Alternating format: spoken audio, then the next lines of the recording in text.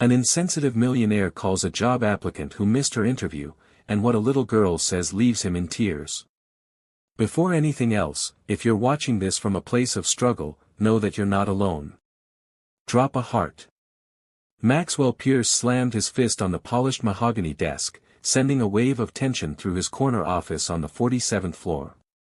The Manhattan skyline stretched out behind him, a testament to the empire he'd built from nothing. Unacceptable, he growled, glaring at the resume in front of him. Completely unprofessional. Margaret, his executive assistant of 15 years, stood stoically by the door. She'd seen these outbursts before. The woman didn't even call to cancel, Margaret. This was a senior marketing position. A courtesy call would have been the bare minimum. Perhaps something came up, Margaret suggested carefully. Ms. Mitchell's references were exemplary. Maxwell scoffed. Something more important than a job interview at Pierce Enterprises? I doubt it. He ran a hand through his salt and pepper hair. At 45, Maxwell had built $1 billion technology company, but the cost had been high, no family, few friends, and a reputation as a brilliant but merciless businessman. Give me her number, he demanded suddenly. I want to tell her personally that this kind of unprofessionalism doesn't fly in New York. Margaret hesitated. Max, is that really necessary? The number, Margaret. His tone left no room for argument. With a resigned sigh, Margaret handed over the contact information for Sarah Mitchell.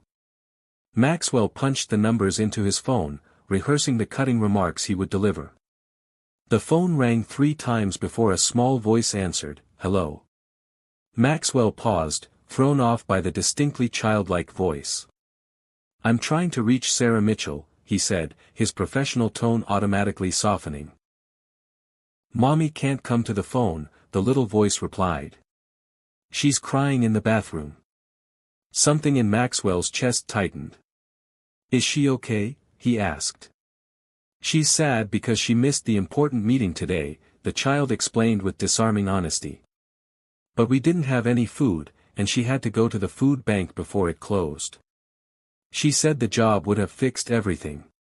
Maxwell felt the air leave his lungs. His prepared speech evaporated.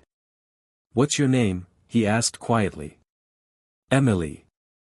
I'm 6. There was a pause. "Are you the important man Mommy was supposed to meet? She has your picture from the computer." "Yes, I'm Maxwell Pierce." The girl gasped. "You're the man in Mommy's special box. She has pictures of you and papers with your name." Maxwell frowned, confused. "What kind of papers?" "Grown-up papers and a picture of you at the beach. Mommy says you're my daddy, but you're too busy for us." The world seemed to tilt around Maxwell. "What did you say?" he whispered, his knuckles white around the phone. "Are you really my daddy?" Emily asked, her voice suddenly hopeful. "Will you come see us now? Mommy says you're the smartest, richest man in New York. She says I have your eyes." Maxwell's hand shook as he reached for his desk chair, missing it entirely and sinking to his knees on the plush carpet. That's not possible," he said, more to himself than to the child. "I can't have children. The bathroom door creaked open in the background. "Emily, who are you talking to?" A woman's panicked voice came through the line. "It's my daddy, Mommy. He called us." The phone clattered, and Maxwell heard a gasp, followed by Sarah's voice, tight with emotion. "Mr. Pierce, I can explain everything." But Maxwell couldn't respond. Tears streamed down his face as 30 years of certainty crumbled around him. The world's most ruthless CEO, brought to his knees by 6 simple words, "Mommy says you're my daddy." Maxwell's executive suite fell silent after the call ended. He sat motionless behind his desk, staring at the phone as if it might explain what had just happened. Margaret had quietly slipped away, sensing he needed space. "Impossible," he whispered. The memory surged back, a doctor's office 15 years ago, the grim-faced specialist confirming his sterility after a childhood illness, the medical certainty that had shaped his life choices. His computer chimed with an incoming email from Margaret, Sarah Mitchell's complete file. Maxwell clicked through the documents with trembling fingers: resume, references, background check. And there it was, a note about a 6-year-old daughter. He searched Sarah Mitchell online and scanned through social media accounts until he found her. His breath caught. The woman looked vaguely familiar, a ghost from his past, and beside her in several photos was Emily, a little girl with his steel blue eyes and characteristic dimple. Maxwell's mind raced back 7 years to a tech conference in San Diego, 3 days of networking, 1 night of unexpected connection with a brilliant young software developer, Sarah. They'd spent one passionate weekend together before he returned to New York. She'd tried contacting him afterward, but his assistant had blocked her calls as per standard protocol with Maxwell's brief entanglements. "Call my car," he barked into the intercom.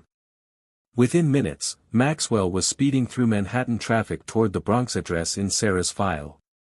The neighborhood was a stark contrast to his penthouse world. Children played on cracked sidewalks while tired-looking adults trudged home from long workdays. Maxwell felt conspicuously out of place as his luxury car crawled down the street. He found the apartment building, a worn brick structure with peeling paint. Taking a deep breath, he approached the buzzer for Unit 4B. His finger hovered over the button. What would he say? What could he say if Emily truly was his daughter?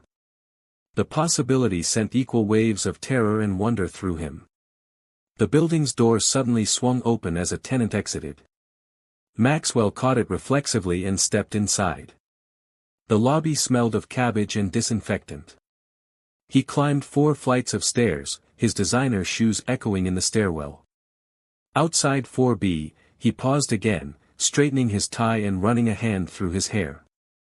Then he knocked. Footsteps approached, light and quick. The door opened a crack, secured by a chain, revealing a slice of a woman's face. Her eyes widened. "Mr. Pierce." Sarah's voice was barely a whisper. "We need to talk," Maxwell said, his customary authority faltering. The door closed, the chain rattled, and then it opened fully. Sarah Mitchell stood before him, older than in his hazy memory, her face lined with exhaustion but still striking. Behind her peered a small face with familiar blue eyes. "Are you really my daddy?" Emily asked. Maxwell Pierce, the man who controlled boardrooms with a glance, found himself speechless. The apartment was small but meticulously organized. Textbooks stacked on a side table suggested Sarah was studying.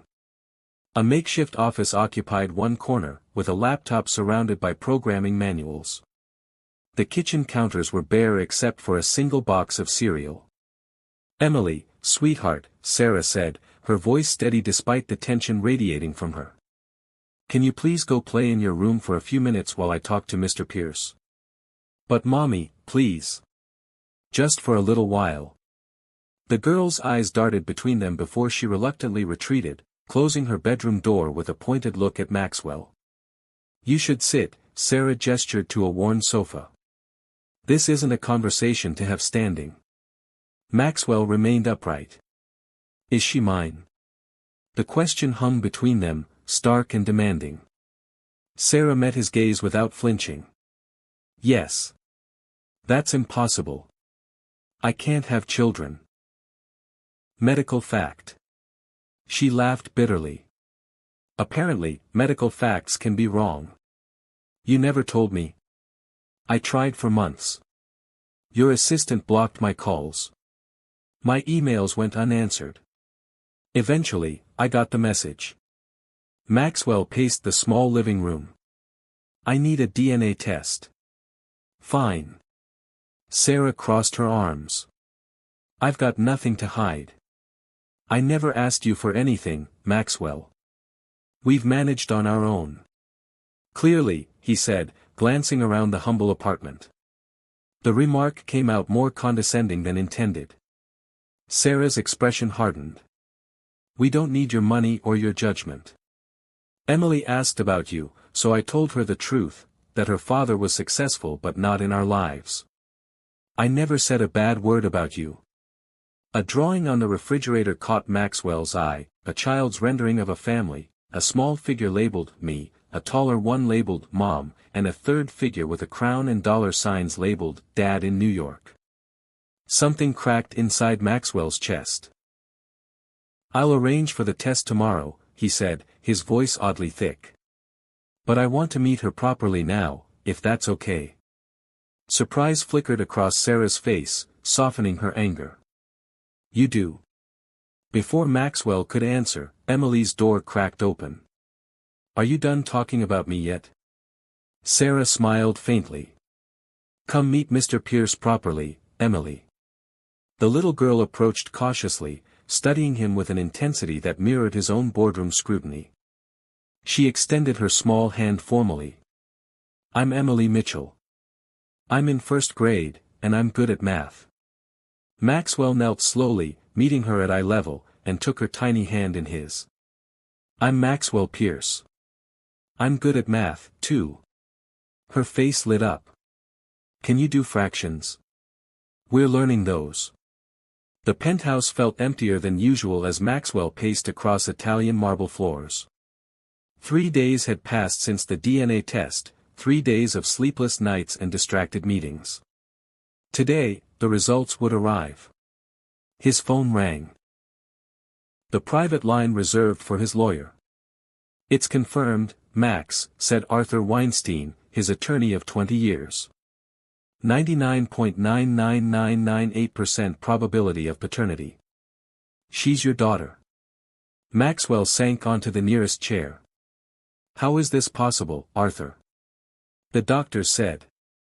"Medical miracles happen, or medical errors. Either way, you have a 6-year-old daughter. The question is, what are you going to do about it?" What indeed? Maxwell had built his empire on decisive action, but this situation defied his usual approach. "I need to see them again," he said finally. An hour later, Maxwell sat across from Sarah at a quiet cafe near her apartment. They'd agreed to meet while Emily was in school. "The test confirmed it," Maxwell said without preamble. Sarah nodded. "I never doubted it. I want to be part of her life." The word surprised him as much as they did Sarah. "Just like that?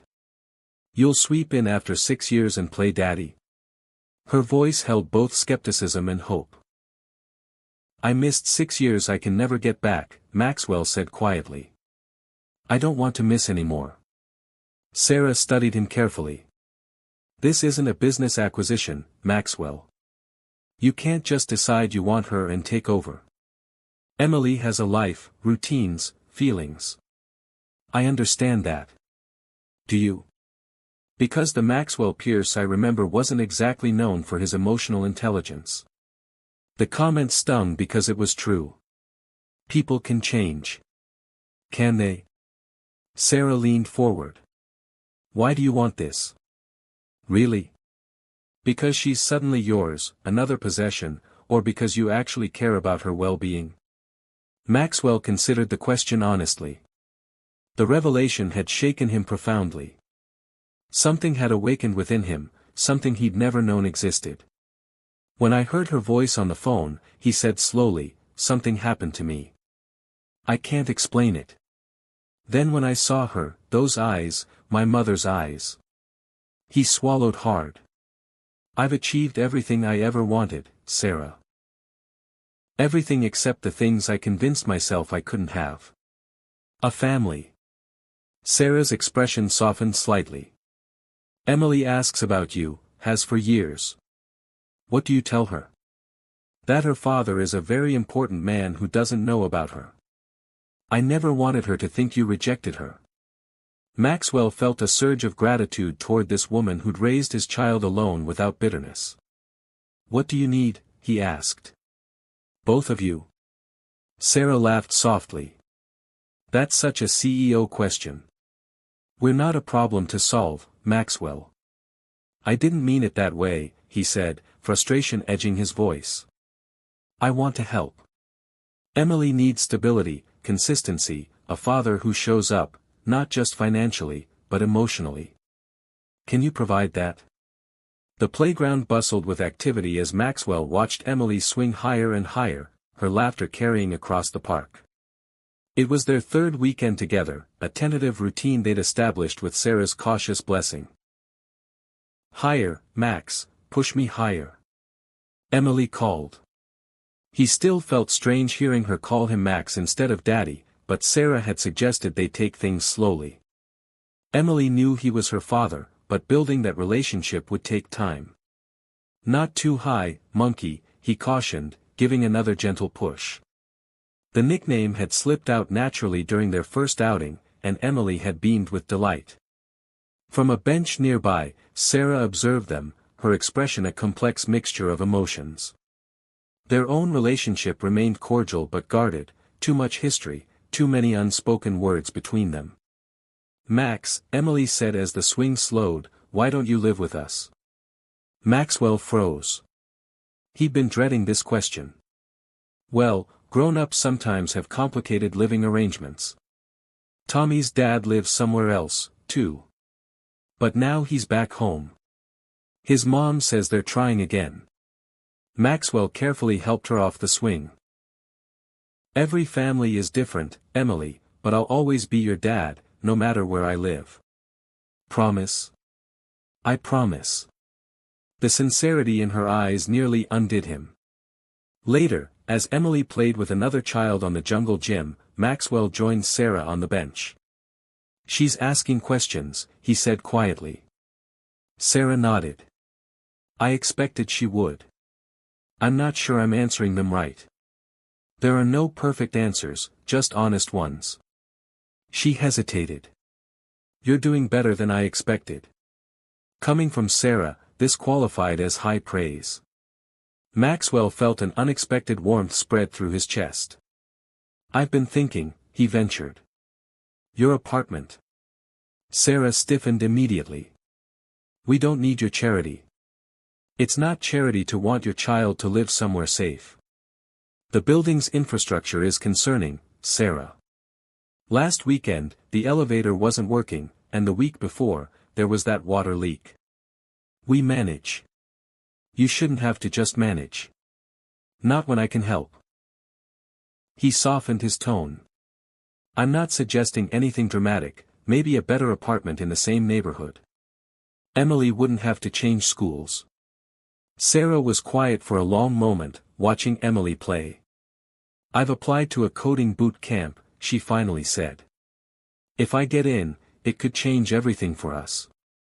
Better job, better future." "That's fantastic. When do you find out?" "Next week, but the program is full-time for 3 months. I'd have to quit my current job, and with childcare costs." She shook her head. Maxwell saw the opening.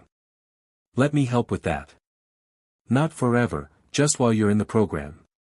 Consider it an investment in Emily's future." Sarah's pride warred visibly with practicality. "I'll think about it." A shriek of laughter drew their attention. Emily was being chased by a boy around the jungle gym, her face alight with joy.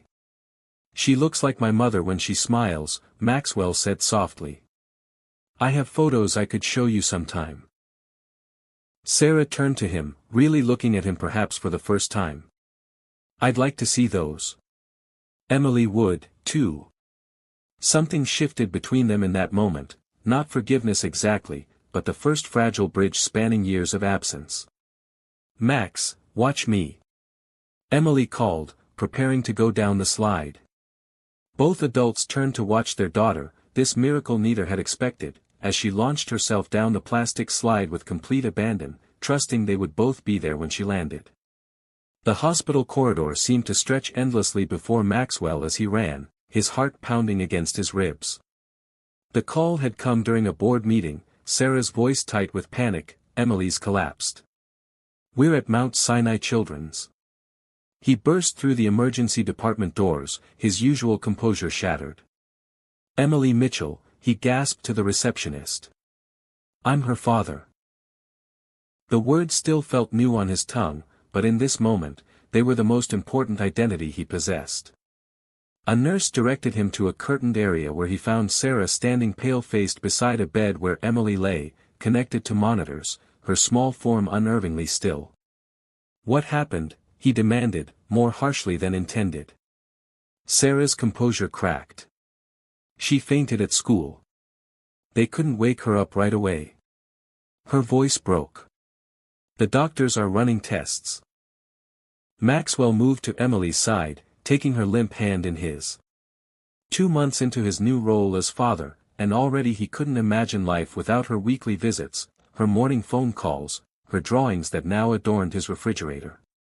"Mr. Pierce, Ms. Mitchell," a doctor appeared, clutching a tablet. "I'm Dr. Winters.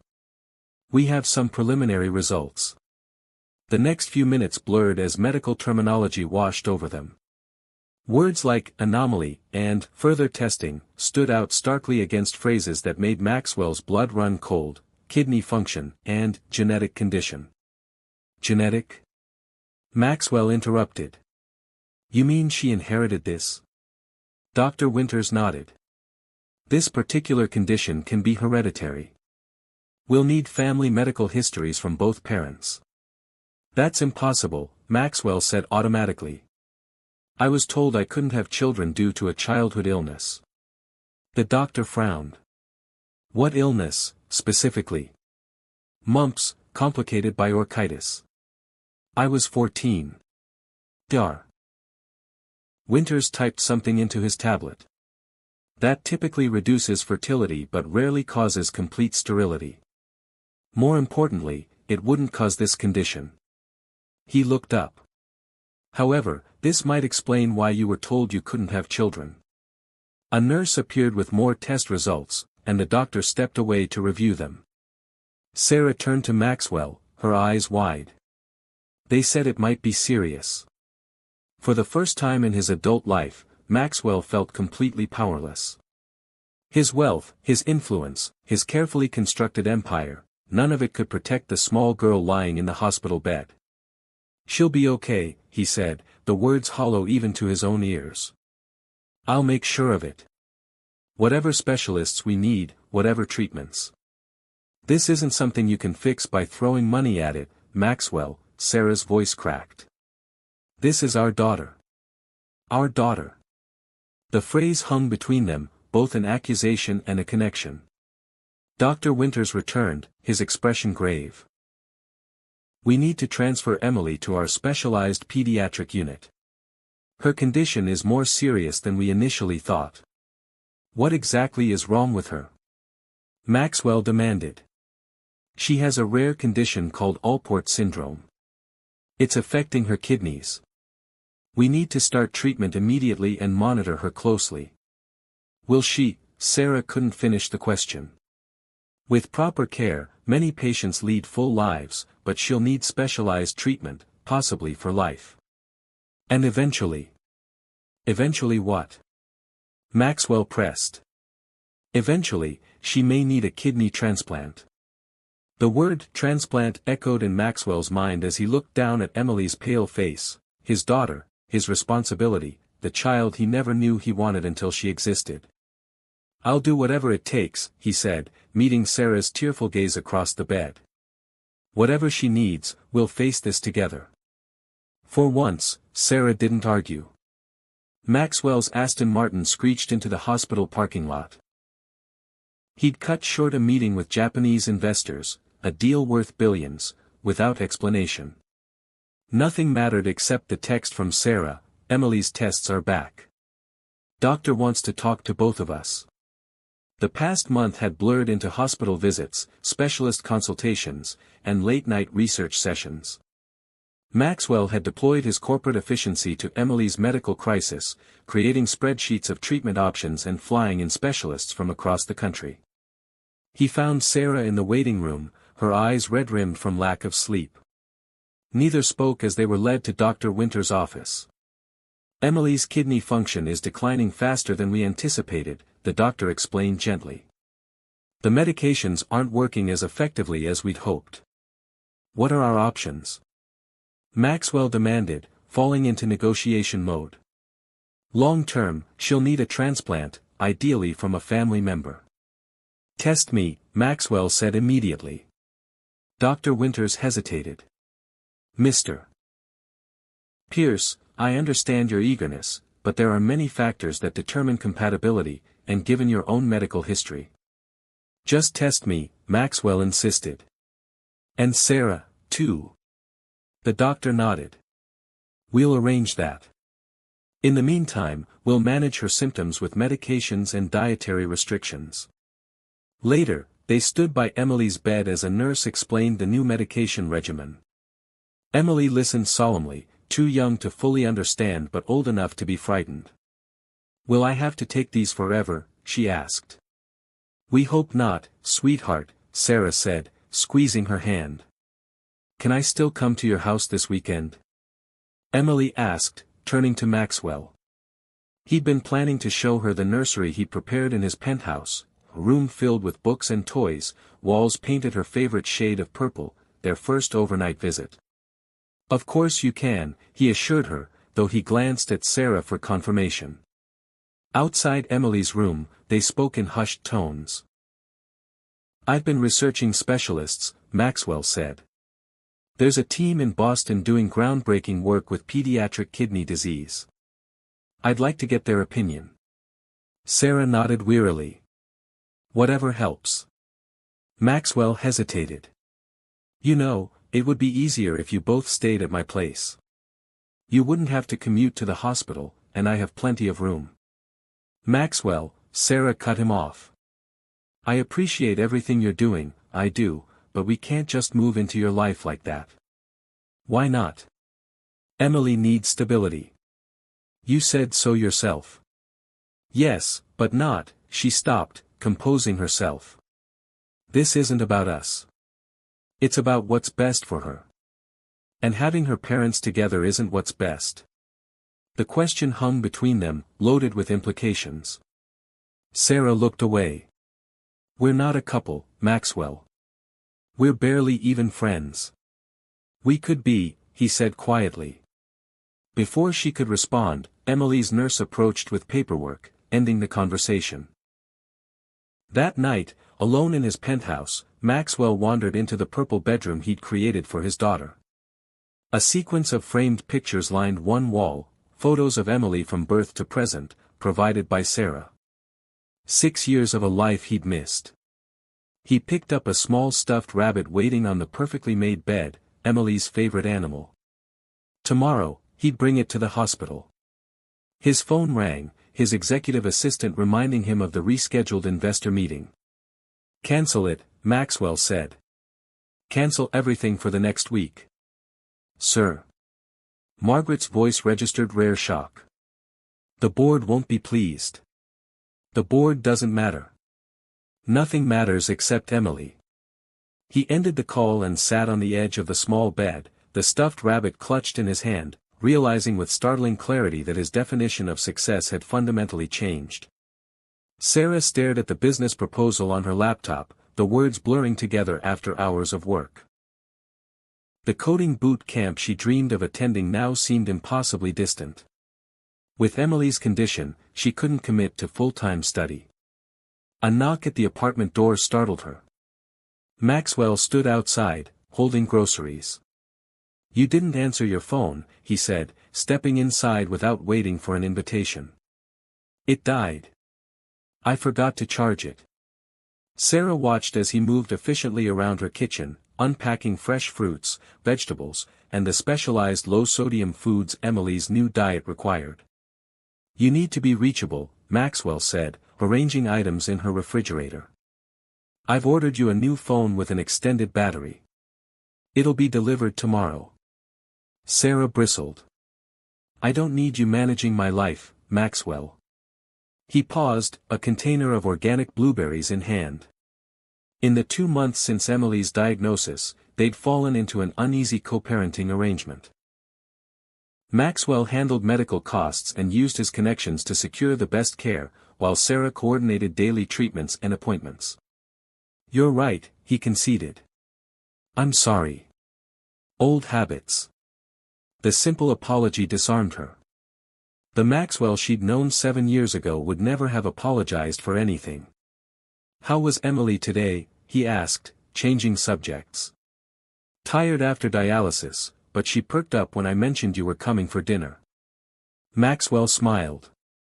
"I brought her favorite ice cream, the special kidney-friendly kind."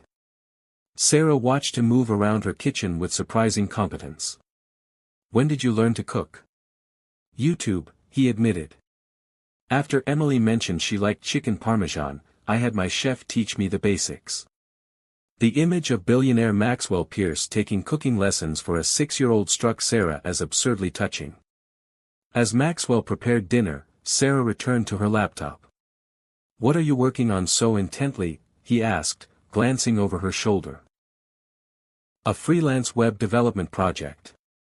Trying to supplement my income since I had to cut back hours at work for Emily's appointments." Maxwell studied the screen. "This is good work." Sarah blinked, surprised by the professional assessment. "Thanks. It's just a small business site, but—" "No, I mean it. The code is elegant." He pointed to a section. "Though this function could be more efficient." "You code?" Sarah asked, incredulous. Maxwell smiled wryly. "I built Pierce Enterprises on my own programming before I could afford to hire engineers. I still review our core architecture." Sarah had forgotten this aspect of him, the brilliant mind behind the businessman. It was what had attracted her 7 years ago at the tech conference, before she discovered the cold ambition that defined the rest of him. The front door opened as Emily returned from her neighbor friend's apartment. Her face lit up when she saw Maxwell. "Max, you came." He scooped her up carefully, mindful of her recently implanted dialysis port. "Of course I came. I promised, didn't I?" Emily nodded solemnly. "Mom says promises are very important." "Your mom is right." Maxwell met Sarah's eyes over Emily's head. Something unspoken passed between them, an acknowledgement of the promises made and broken in their shared past. Later, after Emily had gone to bed, they sat together at the small kitchen table. "I have a proposition," Maxwell said quietly. Sarah tensed. "Maxwell, not that kind." "A professional one," he clarified quickly. "Pierce Enterprises needs contract developers for a new project, remote work, flexible hours." Sarah stared at him. "Are you offering me a job?" "I'm offering you an opportunity. Your coding skills are solid, and you need work that accommodates Emily's schedule." "I don't want charity." "It's not charity. It's mutually beneficial. You get paid work on your terms, and I get a developer who won't waste time on office politics." Sarah considered the offer, weighing pride against practicality. "I'd report to you." Maxwell shook his head. "To our project lead. You'd be treated like any other contractor." "I'll think about it," she said finally. He nodded, accepting her response. As he prepared to leave, he paused at the door. "Sarah, about what you said at the hospital, that we're not even friends. Could we try to be?" The vulnerability in his question caught her off guard. This wasn't the Maxwell Pierce who dismissed her calls 7 years ago. For Emily's sake, she agreed cautiously. "We can try." "What do you mean, not compatible?"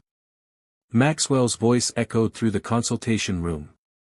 Dr. Winters sighed. "Neither you nor Ms. Mitchell is a suitable kidney donor match for Emily. Your blood types are compatible, but the tissue typing shows a high risk of rejection." 3 months had passed since Emily's diagnosis. Her condition had stabilized with treatment, but the need for a transplant remained inevitable. "There has to be a mistake," Maxwell insisted. "We ran the tests twice," the doctor confirmed. "I'm sorry." Sarah sat quietly, absorbing the news while Maxwell paced like a caged tiger. "So, what now?" she finally asked. "Emily goes on the national transplant list," Dr. Winters explained. "Given her age and condition, she'll have priority, but it could still be months or longer." Months? Maxwell's voice rose. She needs help now. Her dialysis is managing the symptoms, the doctor reminded him. Many patients wait years for compatible donors. Unacceptable, Maxwell snapped, falling back on his familiar corporate coldness. There must be alternatives. Extended family members could be tested, Dr. Winter suggested. Siblings, aunts, uncles, grandparents. My parents are deceased, Sarah said softly. I have no siblings. My father died years ago, Maxwell added. My mother is in her 70s with health issues of her own. They left the hospital in silence, the weight of uncertainty pressing down on them. In the parking lot, Maxwell turned to Sarah. Move in with me, he said abruptly. What? You and Emily. My penthouse has 5 bedrooms. You'd have your own space, privacy. Emily would have a stable environment close to the hospital. Sarah shook her head. Maxwell, we've discussed this. This isn't about us, he insisted. It's about providing the best care for Emily. The commute is wearing you down. You're exhausted. She couldn't deny that. The hours spent on subways between work, home, and hospital had taken their toll. The freelance work for Pierce Enterprises had helped financially, but time remained her scarcest resource. Just think about it, Maxwell pressed. For Emily's sake. I need to get back to her, Sarah said, avoiding a direct answer. That evening, after Emily had fallen asleep in her hospital bed, Sarah stepped into the hallway to call Maxwell. I've been researching alternative donor programs, he said without greeting. There's a paired exchange program where incompatible donor-recipient pairs are matched with others in the same situation. Max, slow down. The doctor said Emily's stable for now. For now isn't good enough, he snapped. I'm holding a press conference tomorrow. You're what? I'm going public with Emily's condition, appealing for donors. With Pierce Enterprises' platform, we can reach millions.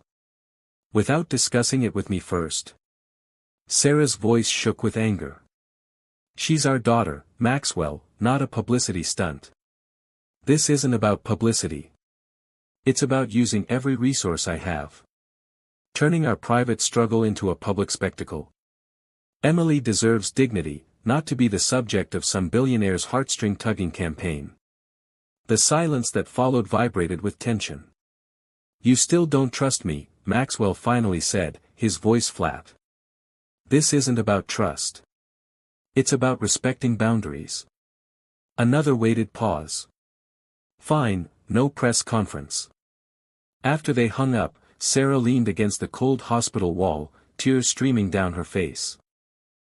The emotional toll of the past months crashed over her, the fear for Emily, the complicated feelings resurfacing for Maxwell, the exhaustion of holding everything together. Inside the room, Emily stirred. Mom, are you crying? Sarah quickly wiped her eyes and returned to her daughter's side. Just tired, baby. Emily patted the bed beside her. You can share my bed. It helps when I'm scared. Sarah slipped beside her daughter, holding her close, wondering how such a small child could possess such immense wisdom. Is Max coming tomorrow? Emily asked sleepily. Yes, sweetheart. Good. He promised to read me the next Harry Potter chapter. Sarah kissed her daughter's forehead, recognizing that despite their differences, Maxwell had kept every promise he'd made to Emily. Perhaps that counted for something after all. The holiday decorations in the children's ward couldn't mask the sterile hospital environment, but Emily's room had become a riot of color. Artwork covered the walls, stuffed animals crowded her bed, and a small Christmas tree twinkled in the corner, Maxwell's addition. For months into Emily's treatment, they'd settled into a rhythm. Maxwell visited daily, often working remotely from Emily's room. Sarah had reluctantly accepted his offer to move into a fully furnished apartment near the hospital, not his penthouse, but a comfortable space that shortened her commute significantly. Today, Maxwell arrived with a thick folder tucked under his arm, his expression uncharacteristically nervous. "Sarah, can we talk privately?" They stepped into the small waiting area while a nurse checked Emily's vitals. "What is it?" Sarah asked, noticing the dark circles under Maxwell's eyes. He handed her the folder. "I hired a private investigator." "You what?" Sarah's voice rose sharply. "To investigate me?" "No, to investigate my medical history." Maxwell ran a hand through his hair, now more gray than black. "Something never added up about my supposed sterility, so I dug deeper." Sarah opened the folder cautiously. Inside were medical records, letters, and legal documents. "My father paid the doctor to lie to me," Maxwell said, his voice hollow. "When I was 14 and developed complications from mumps, he bribed my specialist to tell me I could never have children." Sarah stared at him in disbelief. Why would anyone do that to their child? Control. Maxwell's face hardened. William Pierce didn't want an heir threatening his empire. He wanted me focused solely on the business with no distractions like family. "That's monstrous," Sarah whispered. "There's more," Maxwell pointed to a specific document. "The investigator found my original, unaltered medical records. According to this, I didn't just have mumps. I had a genetic kidney abnormality that went undiagnosed, the same condition that causes Alport syndrome." Sarah gasped. "You mean? I'm not just Emily's father. I gave her this condition." His voice cracked with emotion. "But it also means I might be able to donate after all." Sarah's mind raced, connecting dots. The tissue compatibility issue might be related to specific antigen markers associated with the condition. "I've already contacted Dr. Winters with this information. They're running new tests tomorrow." Sarah sank into a chair, overwhelmed by the implications. "You could be her donor." Maxwell nodded, his usual confidence replaced by vulnerable hope. "It's why I never got sick despite working myself to exhaustion. My kidneys have a unique structure, abnormal but functional. The doctor thinks I might be the perfect donor precisely because I carry the same genetic markers." The revelation hung between them, altering everything. "Does Emily know?" Sarah asked. "Not yet. I wanted to tell you first." Sarah studied the man before her, so different from the arrogant CEO who dismissed her years ago. In his face, she saw fear, hope, and determination intermingled. "Thank you," she said simply, "for not giving up." Maxwell met her gaze. "I've spent my life pursuing success, Sarah. I defined it as wealth, power, recognition. But I was wrong." He glanced toward Emily's room. "She's my greatest achievement, and I had nothing to do with it. That's on you. You raised an extraordinary child while I was chasing meaningless goals." The sincerity in his voice touched something deep within Sarah, a place she'd guarded carefully against him. Before she could respond, Emily's nurse appeared. "She's asking for both of you," the nurse said with a smile. "Something about a Christmas list that needs serious discussion." They found Emily sitting up in bed, colored markers spread around her. She beamed at them. "Perfect timing. I need help with my list for Santa." Maxwell and Sarah exchanged a look, one of shared purpose, shared hope, and perhaps something more. For the first time, they faced the future not as reluctant co-parents, but as allies in the most important battle of their lives. Snow fell silently outside the hospital window as Maxwell kept his solitary vigil. In the bed beside him, Emily slept fitfully, her small body dwarfed by machines monitoring her deteriorating condition. The Christmas holiday had come and gone, marked by forced cheer in the pediatric ward and presents open from a hospital bed. The new tests had confirmed Maxwell's stunning compatibility as a donor, but Emily's health had taken a sudden downturn, delaying the transplant. Her kidney function had plummeted, requiring more aggressive dialysis while doctors worked to stabilize her condition. Maxwell checked his watch. 3:14 a.m. Sarah had finally succumbed to exhaustion around midnight, retreating to the cot in the corner after Maxwell promised to wake her if anything changed. He studied her sleeping form, marveling at her strength through this ordeal. These past 5 months had transformed him in ways his wealth never could. Board meetings and profit margins seemed trivial compared to the numbers that now consumed him: Emily's creatinine levels, blood pressure readings, medication dosages. His phone vibrated with a text from his COO: board meeting in 4 hours. Presence required for merger vote. Maxwell typed a simple reply: not coming. Handle it. Then he silenced the device and returned it to his pocket. The old Maxwell would never have delegated such a critical decision, but priorities had shifted seismically. Emily stirred, her eyes fluttering open. "Max," she whispered. He leaned closer. "I'm here, monkey. Need anything?" She considered this question with characteristic seriousness. "A story?" Maxwell smiled. "Which one? Harry Potter?" She shook her head. "Tell me about when you were little." The request caught him off guard. He rarely spoke about his childhood.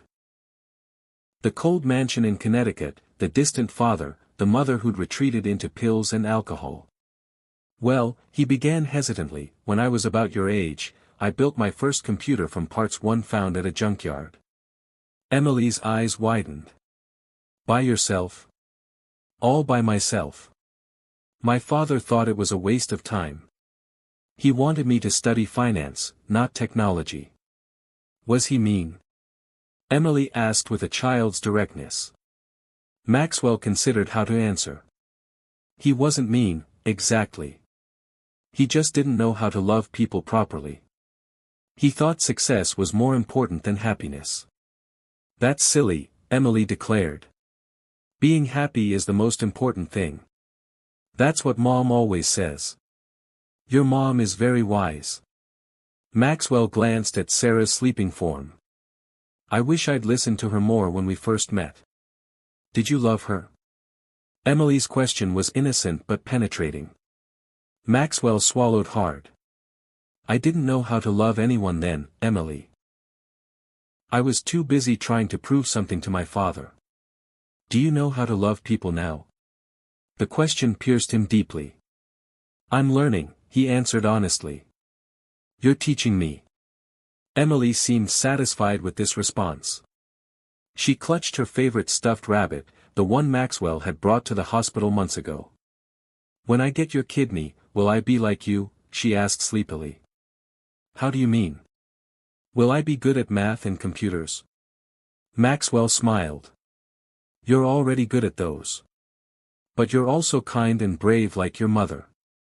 That's much more important." Emily's eyelids grew heavy. "Mom says the operation is tomorrow." "If your numbers look good in the morning," Maxwell confirmed, trying to keep his voice steady despite the fear coursing through him.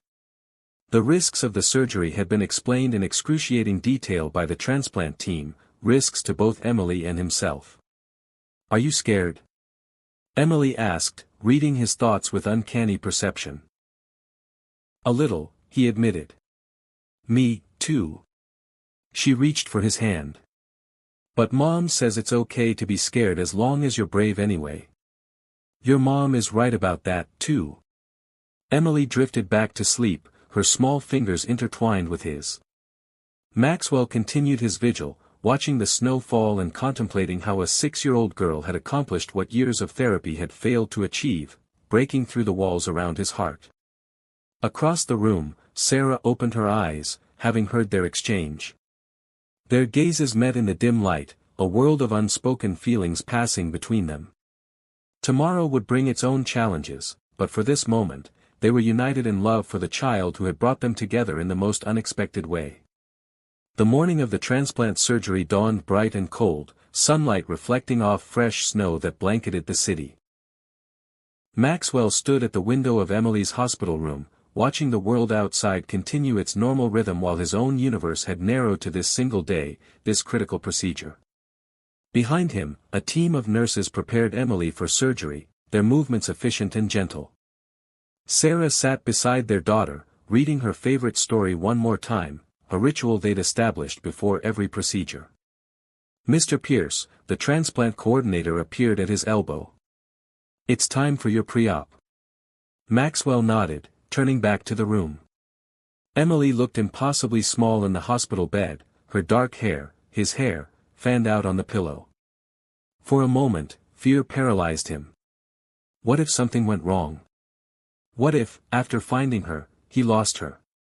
"Max," Emily's voice cut through his spiraling thoughts.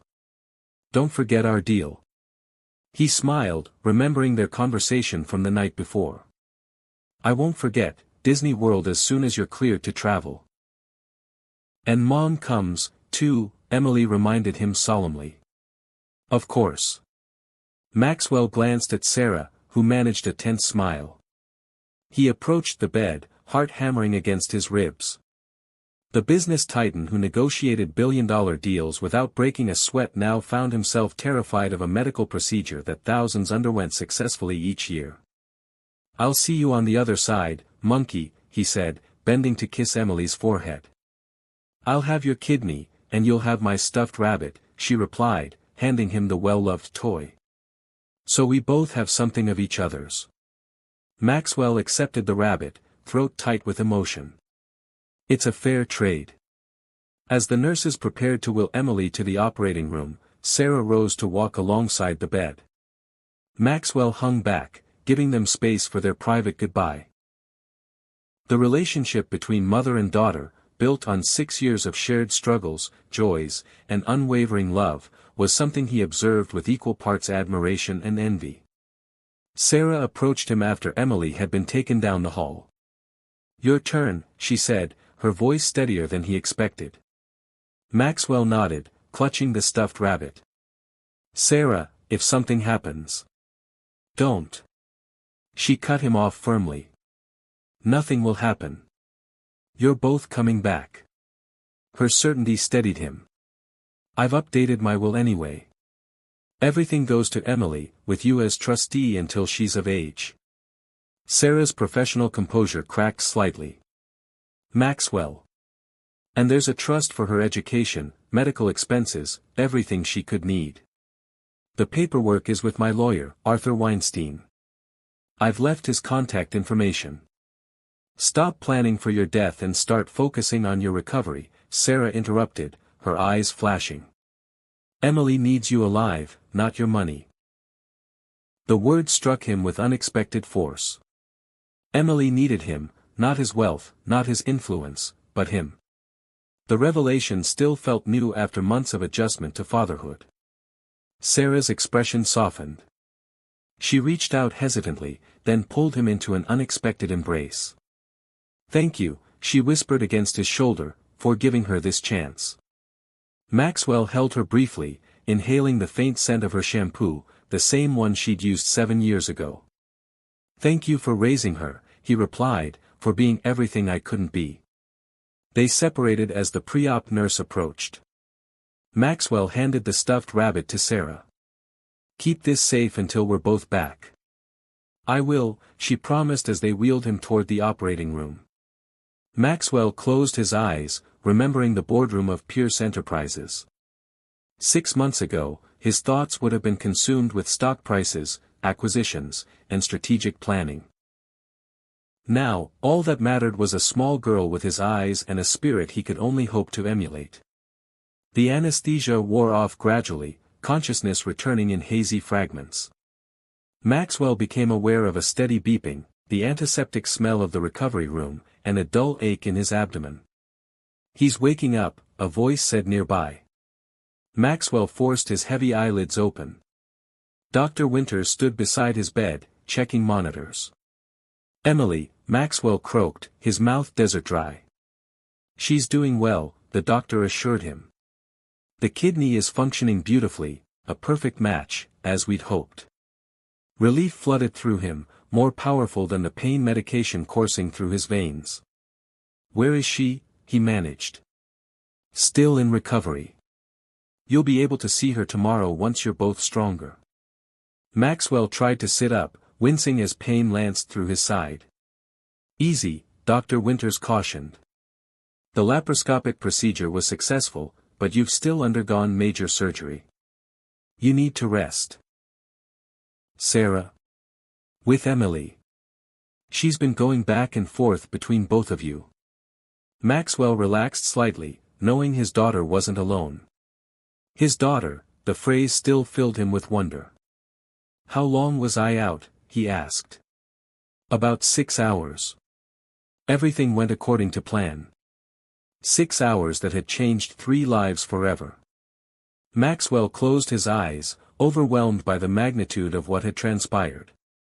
A part of him now lived within Emily, the most worthwhile contribution he'd ever made. The next 24 hours passed in a blur of vital sign checks, pain management, and brief lucid moments. Sarah appeared periodically, updating him on Emily's progress between her own catnaps in the waiting room. She's asking for you, Sarah told him during one visit. They say tomorrow you can be moved to her room if you're both stable. Maxwell nodded, too exhausted for words, but grateful beyond measure. The following afternoon, nurses carefully transferred Maxwell to a reclining chair beside Emily's bed in the pediatric ICU. The sight of his daughter, pale but alive, connected to monitors and 4 lines, brought tears to his eyes. "Hey, monkey," he said softly. Emily turned toward his voice, her face lighting up despite her obvious fatigue. "Max, you're okay." "I'm okay," he confirmed. "And you're okay, too. The doctors say my kidney likes its new home." "It does," she agreed seriously. "The nurses say it's working super good." Sarah stood on the other side of Emily's bed, dark circles under her eyes testifying to her sleepless vigil. Yet she was smiling, the first genuine smile Maxwell had seen from her in days. "We make a good team," Emily declared, looking between her parents. "All 3 of us." Maxwell met Sarah's gaze over their daughter's head. Something passed between them, an acknowledgement of the journey they'd taken. From strangers to antagonists to tentative allies, bound by the miracle lying between them. 6 weeks later, Maxwell stood in the doorway of his home office, watching Emily concentrate on the coding tutorial displayed on her tablet. After their release from the hospital, he'd converted the space into a comfortable recovery room where he could work while keeping Emily company during her convalescence. The transplant had been successful beyond all expectations. Emily's body had accepted the kidney with minimal complications, her strength returning more quickly than the doctors had predicted. Maxwell's own recovery had been slower, a fact that amused Emily to no end. "You're an old man," she teased whenever he winced while standing. "Respect your elders," he'd retort, secretly delighted by her increasing vitality. The sound of the front door opening announced Sarah's arrival. By mutual agreement, she'd moved into one of the penthouse's guest suites during their recovery period, an arrangement intended to be temporary, but which had gradually evolved into something less defined. "How are my favorite patients?" she called, appearing beside Maxwell in the doorway. "I finished the whole coding module," Emily announced proudly. "Max says I'm a natural." "She debugged a script faster than I could," Maxwell confirmed, his voice warm with pride. Sarah smiled. "Of course she did. She has your brain and my persistence. Poor world doesn't stand a chance." The casual acknowledgement of their shared traits in Emily no longer felt strange. Over the weeks of recovery, as they'd navigated medications, doctor's appointments, and Emily's boundless questions, Maxwell and Sarah had formed a partnership neither had anticipated. "The transplant team called," Sarah said, her tone shifting to businesslike efficiency. "They want to move Emily's next checkup to Thursday instead of Friday." "I'll reschedule the board meeting," Maxwell replied automatically. Sarah gave him a measured look. "You don't have to cancel every meeting for every appointment. I can take her sometimes." "I want to be there," he insisted. "Pierce Enterprises managed without me for 6 weeks. They can handle another afternoon." The company had indeed survived his absence during recovery, largely due to the systems Maxwell had reluctantly put in place under Sarah's practical insistence. He'd learned to delegate, to trust others, to recognize that control wasn't always necessary, lessons that had changed his management style upon his return. "We should celebrate after the appointment," Emily suggested. "If my numbers are good." "They will be," Sarah assured her. "But a celebration sounds perfect. What did you have in mind?" Emily's eyes sparkled with mischief. "The three of us should go to dinner at that fancy restaurant Max is always talking about." Maxwell and Sarah exchanged glances. They had carefully maintained separate spheres despite living under the same roof, co-parents rather than a couple. "That sounds nice," Sarah said carefully. "If Max isn't too busy." "Never too busy," Maxwell replied, the words coming easily now. 6 months ago, such a statement would have been unthinkable, his calendar meticulously scheduled in 15-minute increments, personal time a foreign concept. Emily beamed. "Perfect. I'll wear my new dress." Later that evening, after Emily had gone to bed, Maxwell found Sarah on the penthouse terrace, gazing out at the city lights. He poured her a glass of wine and joined her at the railing. "She's getting stronger every day," Sarah observed, accepting the glass. "She's remarkable," Maxwell agreed. "Like her mother." Sarah smiled faintly. "Flattery, Mr. Pierce." "Observation, Ms. Mitchell." They stood in companionable silence, the frigid winter air softened by heat lamps placed strategically around the terrace. "The lease on the apartment near the hospital expires next month," Sarah said finally. Maxwell tensed slightly. "I know. I've been looking at places closer to Emily's school." "You could stay here," he suggested, trying to keep his tone casual. "The arrangement has worked well for Emily's recovery." Sarah turned to face him directly. "And when her recovery is complete, what then, Maxwell?" The question hung between them, weighted with possibilities. "I'd like you both to stay," he said simply. "I've never had a home before, Sarah." "Not really. This was just a place I slept between meetings. Now it's different." "Because of Emily," she clarified. "Because of both of you." Maxwell set his wine glass down, gathering courage for words he'd never spoken. "I'm not the man you met 7 years ago. I'm not even the man who called you 6 months ago, ready to berate you for missing an interview." "No," Sarah agreed softly. "You're not. When I thought I might lose Emily during the surgery, I realized something. It wasn't just fear of losing my daughter. It was fear of losing what we've built, this family, however unconventional." Sarah's expression remained guarded. "Co-parenting doesn't require living together, Maxwell. This isn't about convenience," he insisted. "It's about what I want, what I hope you might want, too." "And what's that?" "A chance." Maxwell took a careful step closer.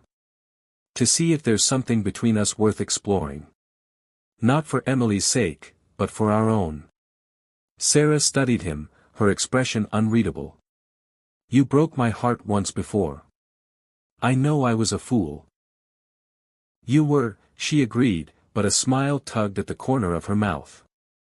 "A brilliant, ambitious, utterly clueless fool." "I've improved on the clueless part," Maxwell offered. "The rest is still a work in progress." Sarah laughed softly, the sound warming him more effectively than the terrace heaters. "Haven't we all?" She sipped her wine thoughtfully. "One condition." "Name it."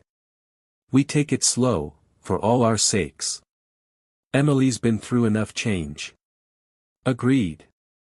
Maxwell felt hope expanding in his chest. "Dinner this Thursday after Emily's appointment. Just the three of us." "Just the three of us," Sarah confirmed. "Higher, Daddy. Push me higher." Maxwell obliged, giving the swing another gentle push as Emily soared toward the clear summer sky. The park bustled with weekend activity, families enjoying the perfect June weather. 1 year had passed since that fateful phone call, a year of hospital visits, recovery milestones, and gradual healing, both physical and emotional. Emily's new kidney functioned perfectly, her energy restored to full 7-year-old capacity. Sarah approached, carrying an ice cream cone in each hand. "One chocolate for the monkey," she announced, handing it to Emily as the swing slowed, "and one vanilla for the old man." Maxwell accepted the cone with mock indignation. 46 is hardly ancient. "Ancient enough to complain about your back after 15 minutes of swinging," Sarah teased, settling beside him on the park bench. Emily skipped ahead to the jungle gym, her ice cream clutched carefully in one hand. Maxwell and Sarah watched her climb with the easy confidence of a healthy child, a sight they never took for granted. "The school called today," Sarah mentioned. "They want to move Emily into the advanced math program." "Not surprising," Maxwell replied proudly. "Did I tell you she reprogrammed my smart home system yesterday? Rewrote the entire interface to include her favorite music in every room." Sarah laughed. "Your programming genes with my stubbornness is a dangerous combination. I wouldn't have it any other way." Maxwell took her hand, the gesture now familiar and comfortable. The past year had transformed all three of them. Sarah had accepted a full-time position with Pierce Enterprises, heading a new division focused on educational technology. Maxwell had restructured the company's leadership, delegating day-to-day operations to focus on strategic direction and, more importantly, to be home for dinner most nights. Their relationship had evolved slowly, carefully, movie nights with Emily becoming family traditions, professional respect developing into deeper understanding, separate bedrooms gradually becoming a formality rather than a necessity. "I've been thinking," Maxwell said, watching Emily demonstrate her climbing skills to another child. "Remember that coding boot camp you wanted to attend? The one you put on hold when Emily got sick?" Sarah nodded. "What about it?" "You should do it if you still want to." She turned to him, surprised. "That was just a stepping stone. I don't need it now." "Not for your career," he agreed. "But you were excited about it, passionate. I don't want you to give up dreams because of circumstances." Sarah studied him thoughtfully. "When did you become so insightful?" "I had good teachers." Maxwell squeezed her hand. "You and Emily showed me what actually matters." She leaned against his shoulder, a gesture of affection that still thrilled him. "I might look into it. There's a weekend program that could work with my schedule. Whatever you need to make it happen." Maxwell hesitated, then added, "Actually, I've been thinking about scaling back myself." "You, the ultimate workaholic?" "Former workaholic," he corrected. "I'm considering stepping down as CEO, remaining as chairman, but bringing in new leadership." Sarah straightened, turning to face him fully. "Are you serious?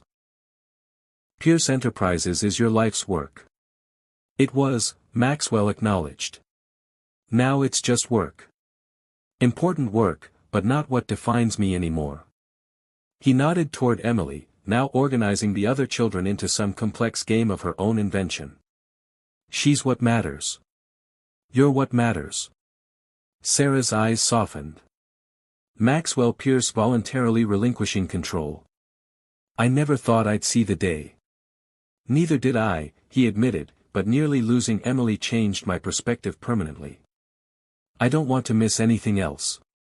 They watched their daughter in comfortable silence, the summer sun warming their shoulders.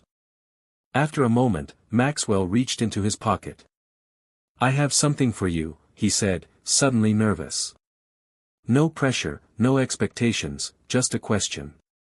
Sarah's eyes widened as he withdrew a small velvet box. "Maxwell."